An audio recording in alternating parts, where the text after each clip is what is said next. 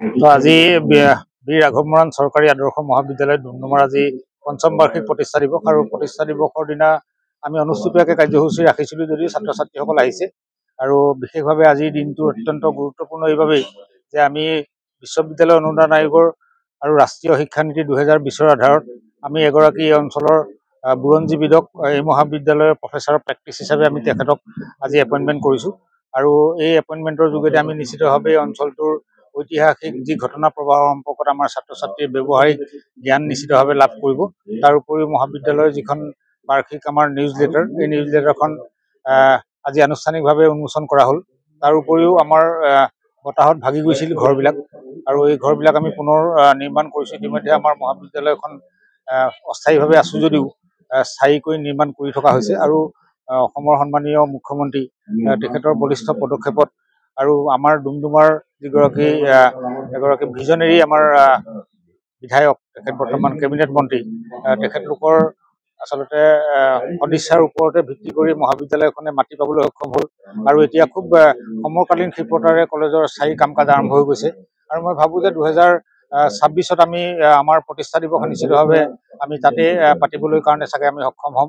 তথাপি যদি হৈ যাব, যদি নহয়ও আমি ইয়াতে আৰু এটা দুটা বছৰ আমি নিশ্চিতভাৱে থাকিব পাৰিম। ঘৰবিলাক আমি বনাই ল'বৰ কাৰণে আমি যেতিয়া বতাহত ভাগিছিলে আমি অসমৰ সন্মানীয় শিক্ষামন্ত্ৰীৰ যোগেদি আমি জনাইছিলোঁ তেখেতক আৰু শিক্ষামন্ত্ৰীৰ তেখেতে বৰ তৎপৰতাৰে মুখ্যমন্ত্ৰীৰ লগত কথা পাতি আমাক 20 লাখ টকা এটা অনুদান দিলে। এই অনুদানে আমি ঘৰবিলাক অন্ততঃ 3-4 বছৰলৈ কোনো অসুবিধা নোহোৱাকৈ আমি বনাই ল'ব পাৰিছোঁ। ইয়াতে গাৰ্লছ টয়লেট নাছিলে, গাৰ্লছ টয়লেট বনাই লৈছোঁ। আমাৰ বতাহত ভাগি পৰা কেণ্টিনখন আমি বনাই আজি সম্পূৰ্ণ কৰিছোঁ। গতিকে এইখিনি কাম নিশ্চিতভাৱে হৈছে আৰু মই ভাবোঁ যে আমাৰ এই মুহূৰ্তত ছাত্ৰ ছাত্ৰীৰ সংখ্যা প্ৰায় 1200 আৰু যিহেতু আমাৰ হায়াৰ ছেকেণ্ডেৰী অকল ডিগ্ৰীতে 1200 ছাত্ৰ ছাত্ৰী আৰু যোৱা সময়ছোৱাত আমাৰ যিখিনি ডিব্ৰুগড় বিশ্ববিদ্যালয়ৰ যিবিলাক পৰীক্ষাবিলাকৰ ৰিজাল্ট খুবেই ভাল হৈছে আৰু মই ভাবোঁ যে পৰৱৰ্তী পৰ্যায়তো এই মহাবিদ্যালয়খন এটা সময়ত নিশ্চিতভাৱে বিশ্ববিদ্যালয় পৰ্যায়লৈকে উন্নীত হ'ব পৰাকৈ আমি কাম কাজ আমি কৰিছোঁ আৰু এইগৰাকী মুখ্যমন্ত্ৰী মহোদয়ে আমাৰ পুৰোধা ব্যক্তিসকলক যি ধৰণে আচলতে তেখেতলোকে সন্মান প্ৰদৰ্শন কৰি আহিছে, মই ভাবোঁ যে বীৰ ৰাঘৱ মৰাণ চৰকাৰী আদৰ্শ মহাবিদ্যালয়খনো এই পুৰোধা ব্যক্তিগৰাকীৰ নামত যিহেতু হৈছে, তেখেতৰ সন্মানৰ স্বাৰ্থত যাতে এখন এদিন বিশ্ববিদ্যালয় পৰ্যায়লৈ উন্নীত হয়, সেইমতে আমি কাম কৰিব বিচাৰিছোঁ আৰু কাম আমি কৰি যাম আৰু আমি মুখ্যমন্ত্ৰী মহোদয়ৰ যোগেদি সমগ্ৰ অসম চৰকাৰখনলৈ আন্তৰিকতাৰে আমি কৃতজ্ঞতা জনাইছোঁ। ধন্যবাদ।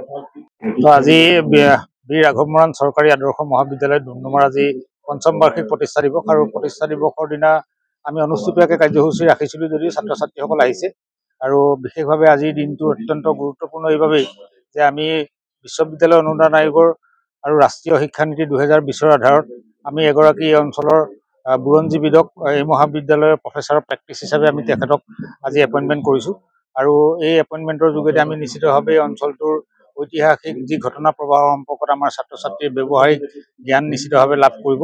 তাৰ উপৰিও মহাবিদ্যালয়ৰ যিখন বাৰ্ষিক আমাৰ নিউজ লেটাৰ, এই নিউজ লেটাৰখন আজি আনুষ্ঠানিকভাৱে উন্মোচন কৰা হ'ল। তাৰ উপৰিও আমাৰ বতাহত ভাগি গৈছিল ঘৰবিলাক আৰু এই ঘৰবিলাক আমি পুনৰ নিৰ্মাণ কৰিছোঁ। ইতিমধ্যে আমাৰ মহাবিদ্যালয়খন অস্থায়ীভাৱে আছোঁ যদিও স্থায়ীকৈ নিৰ্মাণ কৰি থকা হৈছে আৰু অসমৰ সন্মানীয় মুখ্যমন্ত্ৰী তেখেতৰ বলিষ্ঠ পদক্ষেপত আৰু আমাৰ ডুমডুমাৰ এগৰাকী ভিজনেৰী আমাৰ বিধায়ক, তেখেত বৰ্তমান কেবিনেট মন্ত্ৰী, তেখেতলোকৰ আচলতে সদিচ্ছাৰ ওপৰতে ভিত্তি কৰি মহাবিদ্যালয়খনে মাটি পাবলৈ সক্ষম হ'ল আৰু এতিয়া খুব সমকালীন ক্ষিপ্ৰতাৰে কলেজৰ স্থায়ী কাম কাজ আৰম্ভ হৈ গৈছে আৰু মই ভাবোঁ যে 2026ত আমি আমাৰ প্ৰতিষ্ঠা দিৱস নিশ্চিতভাৱে আমি তাতে পাতিবলৈ কাৰণে চাগে আমি সক্ষম হ'ম। তথাপি যদি হৈ যাব, যদি নহয়ও আমি ইয়াতে আৰু এটা দুটা বছৰ আমি নিশ্চিতভাৱে থাকিব পাৰিম। ঘৰবিলাক আমি বনাই ল'বৰ কাৰণে আমি যেতিয়া বতাহত ভাগিছিলে আমি অসমৰ সন্মানীয় শিক্ষামন্ত্ৰীৰ যোগেদি আমি জনাইছিলোঁ তেখেতক আৰু শিক্ষামন্ত্ৰীৰ তেখেতে বৰ তৎপৰতাৰে মুখ্যমন্ত্ৰীৰ লগত কথা পাতি আমাক 20 লাখ টকা এটা অনুদান দিলে। এই অনুদানে আমি ঘৰবিলাক অন্ততঃ 3-4 বছৰলৈ কোনো অসুবিধা নোহোৱাকৈ আমি বনাই ল'ব পাৰিছোঁ। ইয়াতে গাৰ্লছ টয়লেট নাছিলে, গাৰ্লছ টয়লেট বনাই লৈছোঁ। আমাৰ বতাহত ভাগি পৰা কেণ্টিনখন আমি বনাই আজি সম্পূৰ্ণ কৰিছোঁ।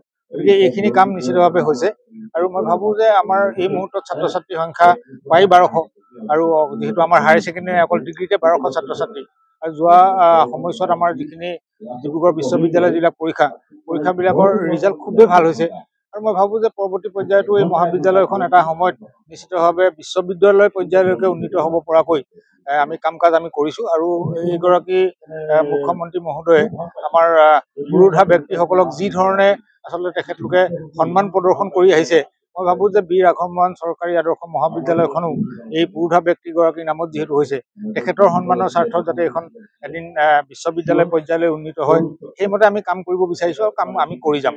আৰু আমি মুখ্যমন্ত্ৰী মহোদয়ৰ যোগেদি সমগ্ৰ অসম চৰকাৰখনলৈ আন্তৰিকতাৰে আমি কৃতজ্ঞতা জনাইছোঁ। ধন্যবাদ।